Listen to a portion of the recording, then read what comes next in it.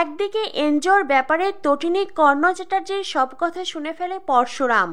অন্যদিকে আরাধ্যাকে ব্যবহার করে দশমীর দিনেই তটিনীর চরম ক্ষতি করতে চায় কর্ণ চ্যাটার্জি। বন্ধুরা, পরশুরাম ধারাবাহিকের আজকের পর্বে দেখানো হয়েছে এ স্পেশাল ব্রাঞ্চ অফিস থেকে ইন্দ্রাক্ষী বেরিয়ে আসে, আর কর্ণ চ্যাটার্জির লোক তখন ইন্দ্রাক্ষীকে ফলো করে।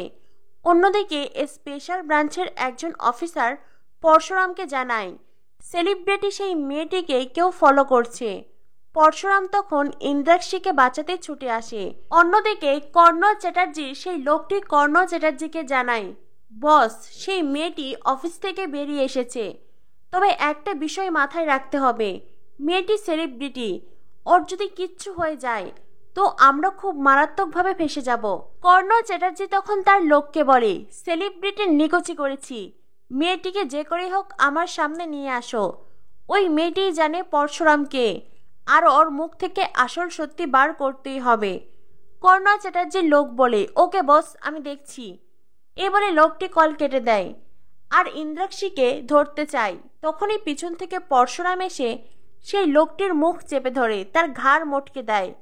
আর তারপরেই সেখানে আরো কতজন গুন্ডা আসে, তারা সবাই মিলে পরশুরামকে অ্যাটাক করে। গুন্ডাদের সাথে পরশুরামের অ্যাকশন শুরু হয়। একের পর এক প্রহারে এক এক করে সব গুন্ডা মাটিতে পড়ে যায়। এদিকে ইন্দ্রাক্ষী পরশুরামের অ্যাকশন দেখে অবাক হয়ে তাকিয়ে আছে। অ্যাকশন শেষে পরশুরাম ইন্দ্রাক্ষীকে বলে, আপনার কোনো ভয় নেই। ইন্দ্রাক্ষী বলে, এইসব কি হচ্ছে, আমি তো কিছুই বুঝতে পারছি না, কি চায় ওরা? পরশুরাম ইন্দ্রাক্ষীকে বলে, আপনি কোনো চিন্তা করবেন না, আজ থেকে এই মুহূর্ত থেকে আপনাকে রক্ষা করার দায়িত্ব আমার, পরশুরামের। আপনি শুধু একটা কথাই মনে রাখবেন, আপনি কিচ্ছু দেখেননি, আপনি কিচ্ছু জানেন না। ইন্দ্রাক্ষী বলে, ঠিক আছে। এরপরেই পরশুরাম ইন্দ্রাক্ষীকে গাড়িতে তুলে দেয়। এ স্পেশাল ব্রাঞ্চ সিকিউরিটি দিয়ে ইন্দ্রাক্ষীকে তার শুটিং স্পটে রেখে আসে। এরপরেই দেখানো হয় লাট্টু তার পাকে কল করে। লাট্টু তার পাকে বলে, পা তুমি কোথায়, তুমি কি এখন অ্যাকশন করছো? শিবপ্রসাদ বলে, হ্যাঁ পা, আমি অ্যাকশন করছিলাম। লাট্টু বলে, যারা মাম্মিকে অ্যাটাক করেছিল তুমি সবাইকে শাস্তি দিয়েছ তো? শিবপ্রসাদ বলে, হ্যাঁ পা, আমি সবাইকে শাস্তি দিয়েছি। লাট্টু বলে, পা, আমি তোমার মতোই অফিসার হতে চাই। শিবপ্রসাদ বলে, হবে বাবা, হবে। তোমরাই অন্যায়ের বিনাশ করবে, তোমরাই ক্রিমিনাল মুক্ত সমাজ গড়বে, তোমাদের সমাজে অপরাধ হবে না। লাট্টু বলে, পা, তুমি তাড়াতাড়ি চলে এসো, তোমার জন্য আমরা খাবার সার্ভ করে বসে আছি। শিবপ্রসাদ বলে, তুমি খাবার সার্ভ করেছ? লাট্টু বলে, হ্যাঁ, আমি আর দিদি খাবার সার্ভ করেছি। তুমি তো সারাদিন অনেক পরিশ্রম করো, সেজন্যই আমরা তোমার জন্য খাবার রেডি করে রেখেছি, তুমি তাড়াতাড়ি চলে এসো পা। শিবপ্রসাদ বলে, ওকে পা, ওকে, আমি এক্ষুনি আসছি। লাট্টু আর পিকো দুজনেই খুব খুশি, তাদের পায়ের জন্য খাবার সাজিয়ে গুছিয়ে রেখেছে। কিন্তু স্যালাদের জায়গায় শুধুমাত্র শসা, পেঁয়াজ আর কাঁচা লঙ্কা। লাট্টু বলে, ওই তো রেডি ভাই, আমরা একটা রেস্টুরেন্টে গিয়েছিলাম না, ওখানে কত ধরনের স্যালাদ ছিল। তখনই পিকো বলে, ওটা তো বড় লোকদের জায়গা। লাট্টু বলে, আমারও জানিস খুব ইচ্ছে করে বড় লোক হতে। আমি পাকে বলেছি, আমি বড় হলে বড় লোক হব, আমার অনেক টাকা হবে। পায়ের কাছে আমি জানতে চেয়েছিলাম বড় লোক হতে কত টাকার প্রয়োজন, পা আমায় বলতেই পারেনি। তখনই বাড়িতে আসে শিবপ্রসাদ। শিবপ্রসাদ বলে, আরে আরে, তোমরা করেছো কি? লাট্টু বলে, পা, এই দেখো, আমরা খাবার রেডি করে রেখেছি। শিবপ্রসাদ তো খুব খুশি হয়। শিবপ্রসাদ বলে, তোমাদের মাম্মি কোথায়? দাও, তোমাদের মাম্মিকে খাইয়ে দিয়ে আসি। লাট্টু বলে, না পা, তুমি নও, আমরা দুজন মাম্মিকে খাইয়ে দেব। শিবপ্রসাদ বলে, খুব ভালো, খুব ভালো কথা বলেছো তোমরা, সবসময় মাম্মির সেবা যত্ন করবে, মাম্মি হলো দেবীর মতো, মাম্মি ভগবান। তখনই লাট্টু বলে, আর পা, পাও তো ভগবান। শিবপ্রসাদ বলে, কিন্তু মাম্মি তো তোমাদের গর্ভে ধারণ করেন, তাই মায়ের স্থান সবচাইতে ওপরে। তখনই পিকো বলে, না পা, পাই হলো সবচাইতে বড় ভগবান, কারণ পা সবচেয়ে লম্বা। পিকো আর লাট্টুর কথা শুনে শিবপ্রসাদ হাসতে থাকে। এরপরেই বাচ্চারা যায় তাদের মাম্মিকে খাবার খাওয়াতে। তখনই কর্ণ চ্যাটার্জি শিবপ্রসাদকে কল করে। ফোনের ওপাশ থেকে কর্ণ চ্যাটার্জি বলে, আমি কর্ণ চ্যাটার্জি বলছি, আমাকে ল্যাজে খেলা হচ্ছে, আর আমাকে নিয়ে ল্যাজে খেলছে ওই পরশুরাম। তবে হ্যাঁ, খুব বেশি দিন আমাকে নিয়ে খেলতে পারবে না। আর কিছু সময়, আর কিছু সময়ের মধ্যেই আমি পরশুরামের আসল পরিচয় জানতে পারবো। আর তারপরেই পরশুরামকে শেষ করে ফেলবো, একেবারে শেষ করে ফেলবো ওকে। আর তারপরে নেক্সট টার্গেট হবে তটিনী গাঙ্গুলি। এইবার নিশানা নির্ভুল হয়েছে, কিন্তু এর পরের বার আর হবে না। এর পরের বার আমি নিজে তটিনীকে শেষ করব। শিবপ্রসাদ বলে, তটিনীর যদি কিচ্ছু হয় তো আপনি কিছুতেই বাঁচতে পারবেন না। আপনার ছেলের মতো আপনাকেও জেলে থাকতে হবে। কর্ণ চ্যাটার্জি বলে, আমার ছেলে জেলে থাকবে না। আমি উচ্চ আদালতে আপিল করেছি। খুব শীঘ্রই কাবির বেরিয়ে আসবে, আর তারপরেই শেষ টার্গেট হবে তুমি। শিবপ্রসাদ বলে, আপনি কারোর কোনো ক্ষতি করতে পারবেন না। কর্ণ চ্যাটার্জি বলে, আগে শুধু এই পরশুরামকে শেষ করি, তারপর। শিবপ্রসাদ বলে, আপনি পরশুরামের খোঁজ পাবেন না, আপনি ধরতে পারবেন না তাকে। কর্ণ চ্যাটার্জি বলে, তুমি কি করে জানলে? শিবপ্রসাদ বলে, আমি ধারণা করলাম মাত্র। আর আমার এটাও বিশ্বাস, এনজিওর আড়ালে আপনি যে অপরাধ করে বেড়াচ্ছেন সেই সব কিছুর বিনাশ করবে পরশুরাম। তখনই কর্ণ চ্যাটার্জি বলে, তোমার কথাগুলো কেমন জানি পরশুরামের মতন শোনাচ্ছে। তখনই শিবপ্রসাদ বলে, আমি পরশুরামের মতো কথা বলছি না, আমি কমন ম্যানের মতন কথা বলছি। এই সমাজে যেই সব কমন ম্যানেরা থাকে সবার একই কথা, কবে এই সমাজ থেকে অপরাধ আর অপরাধী দূর হবে, কবে অপরাধের বিনাশ হবে, সবার একটাই চাওয়া। কর্ণ চ্যাটার্জি বলে, অপরাধ আর এই সমাজ, এই সমাজকে তো আমরাই চালাবো, এই সমাজ আমাদের কথাতেই চলবে। শিবপ্রসাদ বলে, সেটা পারবেন না। জেনারেশন জি এর কাছেই আপনারা এমন নাকানি চোবানি খাচ্ছেন, আর এরপরে যখন আমাদের ছেলেদের জেনারেশন আসবে তখন আপনারা এই সমাজে টিকতে পারবেন না, আপনাদের বিনাশ হবেই। কর্ণ চ্যাটার্জি বলে, কিচ্ছু হবে না, কিচ্ছু করতে পারবে না তোমরা। এই বলে কর্ণ চ্যাটার্জি কল কেটে দেয়। শিবপ্রসাদ গাঙ্গুলি মনে মনে বলতে থাকে, আপনি জানেন না আমি কে? আমি হলাম কমন ম্যান পরশুরাম। আমি যেই মিশনে নেমেছি সেই মিশনে সাকসেসফুল হবই। এরপর দেখানো হয় তটিনীর মা তটিনীর বাবাকে বলে, তুমি কি বলো তো, তোমার মেয়েকে ওরা অ্যাট্রাক্ট করলো, মেয়েটা মৃত্যুর সাথে লড়াই করলো, সবাই জানলো সত্যজিৎ মুখার্জির মেয়ের ওপর গুন্ডারা চেম্বার চালিয়েছে, আর তুমি একবারও নিজের মেয়েকে দেখতে গেলে না, একবারের জন্যও না। তুমি কি সত্যিই বাবা? তখনই সত্যজিৎ মুখার্জি বলে, না আমি বাবা নই। যেই দিন ওই গরিব ভিখারি ছেলেকে বিয়ে করে এই বাড়িতে এসেছিল আমার কাছে আশীর্বাদ চাইতে, সেদিন আমি তোমার মেয়েকে দূর দূর করে তাড়িয়ে দিয়েছি, আর সেদিন থেকেই ও আমার কাছে মৃত। ওর সাথে আমার কোনো রকম সম্পর্ক নেই। তোমার মেয়েটা হয়েছে একদম তোমার মতন, তাই তো গরিব ভিখারিকে সে বিয়ে করেছে। তখনই নন্দিনী বলে, ঠিকই বলেছ, সম্পর্ক নেই, ওর সাথে তোমার কোনো সম্পর্কই নেই, কিন্তু মাঝখানে নিজের সুবিধার জন্য সম্পর্ক তৈরি করেছিলে, ওদের বাড়িতে গিয়েছিলে, সাধ্য সাধনা করেছিলে যাতে ওরা কোর্টের কেসটা তুলে নেয়। তখনই সত্যজিৎ মুখার্জি বলে, তাতে কি কোনো লাভ হয়েছে? আমি যেই সাধ্য সাধনা করেছিলাম তাতে কি ও আমার কথা শুনেছে? নিজের বাবাকে অসম্মানিত অপমানিত করেছে ও। ওই রকম মেয়ে আমার কাছে মৃত, মৃত ও আমার কাছে। নন্দিনী বলে, ড্যাডি। তখনই সত্যজিৎ মুখার্জি বলে, একদম না, আমার সাথে চিৎকার করে কথা বলবে না, এই পরিবারের কেউ আমার সাথে চিৎকার করে কথা বলে না। তখনই সেখানে আছে জিৎ মুখার্জি। জিৎ মুখার্জি সত্যজিৎকে বোঝাতে চেষ্টা করে। সত্যজিৎ জিৎ মুখার্জিকে বলে, তুমি চুপ করো, তুমি তো নিজের ভুল পাল্টে ফেলেছ, আর পাল্টে যাওয়াই তোমাকে দেখতে আমার বিরক্ত লাগছে, অসহ্য লাগছে।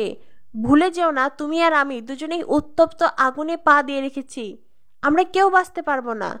নন্দিনী বলে, দেখো কেঁচো খুঁড়তে আবার কেউটো না বেরোয়। সত্যজিৎ মুখার্জি বলে, মানে? নন্দিনী বলে, তটিনীকে যারা গুলি করেছিল সেই কেসের তদন্ত করতেই কর্ণ চ্যাটার্জিকে গ্রেফতার করেছিল এই স্পেশাল ব্রাঞ্চ, আর এর থেকেই বোঝা যায় কর্ণ চ্যাটার্জির সাথে জড়িয়ে আছে। আর তুমি ছোটকা, তোমরা তো কর্ণ চ্যাটার্জির বিজনেস পার্টনার, তাই না? হতে পারে এর সাথে তোমরাও জড়িয়ে আছো। তখনই জিৎ মুখার্জি বলে, নন্দিনী প্লিজ, তুই এইসব কিছুর মধ্যে আমায় জড়াস না প্লিজ। নন্দিনী বলে, আমি আর তোমায় নতুন করে কি জড়াবো ছোটকা, তুমি অলরেডি জড়িয়ে গেছো। যাই হোক, এইসব বিষয় নিয়ে আমি আর কথা বলতে চাই না। এইবার যা হবে আইনের দিক থেকেই হবে, আর যা কিছু প্রমাণ করার ওই মানুষটিই করবে। তখনই নন্দিনীর মা বলে, কে? নন্দিনী বলে, পরশুরাম। এদিকে দেখানো হয় কর্ণ চ্যাটার্জি এসেছে ইন্দ্রাক্ষীর কাছে। কর্ণ চ্যাটার্জি ইন্দ্রাক্ষীকে বলে, সেদিন তুমি ওই পুজো মণ্ডপে ছিলে, তুমি নিজে পরশুরামকে দেখেছ, এখন আমায় বলো পরশুরাম কে? ইন্দ্রাক্ষী বলে, বললাম তো আমি কিচ্ছু দেখিনি, কিচ্ছু জানি না, আপনারা আমাকে বিরক্ত করছেন, প্লিজ এখান থেকে চলে যান। কর্ণ চ্যাটার্জি বলে, এইভাবে তো আমাকে সরানো যাবে না, আমি যখন জানতে এসেছি পরশুরামকে, আজ আমি জেনেই যাব। তুমি নিজের চোখে সেদিন সবটা দেখেছিলে, কে তটিনী গাঙ্গুলিকে চেম্বার চালিয়েছিল, আর সেই লোকটিকে বা কে মেরেছে। তটিনী গাঙ্গুলির ওখানে মণ্ডপে পড়ে থাকা সব কিছুর প্রধান সাক্ষী তুমি।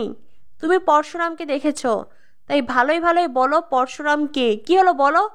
ইন্দ্রাক্ষী কর্ণ চ্যাটার্জিকে বলে, আপনি কে বলুন তো? কর্ণ চ্যাটার্জি বলে, আমি কর্ণ চ্যাটার্জি। ইন্দ্রাক্ষী বলে, সে না হয় বুঝলাম, কিন্তু এই কেসের সাথে আপনার কি সম্পর্ক? আপনি কেন বারবার করে এইসব প্রশ্ন করছেন? হ্যাঁ, আপনার ইন্টারেস্ট কোথায়? তখনই কর্ণ চ্যাটার্জি বলে, কারণ যেই মেয়েটিকে সেদিন অ্যাট্রাক্ট করা হয়েছিল সে আমার পুত্রবধূর দিদি হয়। ইন্দ্রাক্ষী বলে, মানে? কর্ণ চ্যাটার্জি বলে, ওই মেয়েটির নাম তটিনী গাঙ্গুলি। তুমি নিশ্চয়ই সত্যজিৎ মুখার্জির নাম শুনেছ, বিগ বিজনেসম্যান, ওনার মেয়ে তটিনী গাঙ্গুলি। আর ওই তটিনী গাঙ্গুলি আমার পুত্রবধূর দিদি, সেজন্যই আমি জানতে এসেছি। তখনই ইন্দ্রাক্ষী বলে, আমি তো বললাম আমি কিছু জানি না। কর্ণ চ্যাটার্জি এবার বেশ রেগে যায়। কর্ণ চ্যাটার্জি ইন্দ্রাক্ষীকে থ্রেট করে। ইন্দ্রাক্ষী বলে, আপনি আমায় থ্রেট করছেন, দাঁড়ান। এই বলে ইন্দ্রাক্ষী পরশুরামকে কল করে। ইন্দ্রাক্ষী বলে, হ্যালো স্পেশাল ব্রাঞ্চ, কর্ণ চ্যাটার্জি আমার শুটিংয়ের জায়গায় এসেছে, উনি ডাইরেক্ট আমার মেকআপ রুমে ঢুকে পড়েছেন, আমাকে থ্রেট করছেন একেবারে গুন্ডাদের মতো। কর্ণ চ্যাটার্জি বলে, কার সাথে কথা বলছো দেখি? এই বলে কর্ণ চ্যাটার্জি ইন্দ্রাক্ষীর থেকে ফোন কেড়ে নেয়। কর্ণ চ্যাটার্জি বলে, ফোনের ওপারে কি আছেন, হ্যালো? তখনই পরশুরাম বলে, আমি পরশুরাম। কর্ণ চ্যাটার্জি বলে, ও আচ্ছা, তার মানে এই ব্যাপার, তার মানে এই অভিনেত্রী মেয়েটি সব জানে, ও সেদিন আপনাকে দেখে নিয়েছিল তাই তো, আর এখন সেটা আমার কাছে বলছে না, ঠিক আছে কোনো ব্যাপার নয়, আমি ওর মুখ থেকে কথা বার করবই, আর তারপরেই আপনাকে শেষ করে ফেলবো। তখনই পরশুরাম বলে, কিচ্ছু করতে পারবেন না আপনি। কর্ণ চ্যাটার্জি, আপনার রথের চাকা অনেক আগেই ডুবে গেছে, আর আপনিও এখন কুরুক্ষেত্রের মাঠে পড়ে আছেন মৃতপ্রায় অবস্থায়, আপনি তো মরেই গেছেন, আপনি আর কি করবেন? কর্ণ চ্যাটার্জি বলে, হ্যাঁ ঠিকই বলেছেন, আমি মরে গেছি, আমার একমাত্র ছেলেও জেলে আছে, আমাকে নিজেকেও জেলে যেতে হয়েছিল, আমি জামিনে বেরিয়েছি, এনজিওর কেসের তদন্ত চলছে, আমাকে বড়ভাবে ফাঁসানো হচ্ছে, আর এই সব কিছু করছেন আপনি, আপনি পরশুরাম, তাই আপনার পরিচয় তো আমি জানবই। পরশুরাম বলে, অন্য কারোর ক্ষতি করার আগে নিজের কথা ভাবুন, এনজিও কেসে আপনি জড়িয়ে আছেন। কর্ণ চ্যাটার্জি বলে, আমি একা জড়িয়ে নেই, আমার সাথে জড়িয়ে আছে তটিনী গাঙ্গুলি, তাই আমি একা ফাঁসবো না, তটিনী গাঙ্গুলিও ফাঁসবে। পরশুরাম বলে, তটিনী গাঙ্গুলিকে তো আমি আনবই, তাকে জেরা করা হবে, সে যদি অন্যায় করে থাকে সে শাস্তি পাবে। তটিনী গাঙ্গুলির হাজব্যান্ড, তাকেও ডিপার্টমেন্টে আনা হবে, আর সেই সাথে আপনাকে যে কতবার ডিপার্টমেন্টে আসতে হবে আপনি কল্পনাও করতে পারছেন না। কর্ণ চ্যাটার্জি, আপনার আর রেহাই নেই, এইবার আপনার আর বাঁচার উপায় নেই। কথাটা বলেই পরশুরাম কল কেটে দেয়। কর্ণ চ্যাটার্জি তখন ইন্দ্রাক্ষীকে বলে, এই মেয়ে, তুমি তো জানতে পরশুরামকে, তবে বলছো না কেন? প্লিজ বলো, আমি তোমার কাছে হাত জোর করে বলছি, বলো আমায়। ইন্দ্রাক্ষী বলে, আপনারা বেরিয়ে যান, এক্ষুনি বেরিয়ে যান। কর্ণ চ্যাটার্জি বলে, আমরা যদি এখন এখান থেকে খালি হাতে যাই তো তোমার কিন্তু ভালো হবে না, সেলিব্রিটিরাও তো মরে তাই না? কথাটা শুনে ইন্দ্রাক্ষী খুব ভয় পেয়ে যায়। আগামী পর্বে দেখানো হবে কর্ণ চ্যাটার্জি তটিনীকে কল করে, তটিনীকে হুমকি দেয়, তাকে ভয় দেখায়। তটিনী কর্ণ চ্যাটার্জিকে বলে, আমাকে ভয় দেখে কোনো লাভ নেই, কারণ আমি হব আপনার ধ্বংসের কারণ। আমি জানি আপনি এনজিওর নামে কি করে ক্রিমিনালদের তৈরি করেন, তাদের প্রশিক্ষণ দেন, কোথায় আপনার গোপন কারখানা, আমি সবটা জানি, সব। আর তটিনী কথাগুলো বলে কাঁদতে থাকে। তখনই শিবপ্রসাদ গাঙ্গুলি দরজার বাইরে দাঁড়িয়ে তটিনীর সব কথা শোনে। তটিনীর অসহায়িত্ব, তার কান্না দেখে শিবপ্রসাদের খুব খারাপ লাগে। অন্যদিকে দেখানো হয় দশমীর দিনে কর্ণ চ্যাটার্জি আসে মুখার্জি বাড়িতে। কর্ণ চ্যাটার্জি বলে, আরাধ্যাকে আমি নিতে এসেছি। কথাটা শুনে আরাধ্যার মা বলে, আপনি আরাধ্যাকে নিয়ে যাবেন মানে? কর্ণ চ্যাটার্জি বলে, হ্যাঁ, আরাধ্যা আমার সাথেই যাবে। এই দশমীতে আরাধ্যা তটিনী গাঙ্গুলির সাথে সিঁদুর খেলবে। আরাধ্যার তটিনী গাঙ্গুলি এই দশমীতে সিঁদুর খেলবে। কথাটা বলেই কর্ণ চ্যাটার্জি আরাধ্যার দিকে তাকায়। এর থেকেই বোঝা যায় দশমীতে সিঁদুর খেলার মাঝেই তটিনীর ক্ষতি করার বিরাট প্ল্যান করেছে কর্ণ চ্যাটার্জি। এইবার আরাধ্যাকে ব্যবহার করেই তটিনীকে উপড়ে ফেলতে চাইছে সে। তো বন্ধুরা, পরশুরাম থাকতে তটিনীর ক্ষতি করা এতটাও সহজ হবে না। পরশুরাম কোনো না কোনোভাবে তটিনীকে ঠিকই বাঁচিয়ে নেবে। কিন্তু আরাধ্যা কি পারবে তার দিদির ক্ষতি করতে? কি হতে চলেছে পরশুরাম ধারাবাহিকের সকল আপডেট পেতে আমাদের সাথেই থেকো। ধন্যবাদ সবাইকে।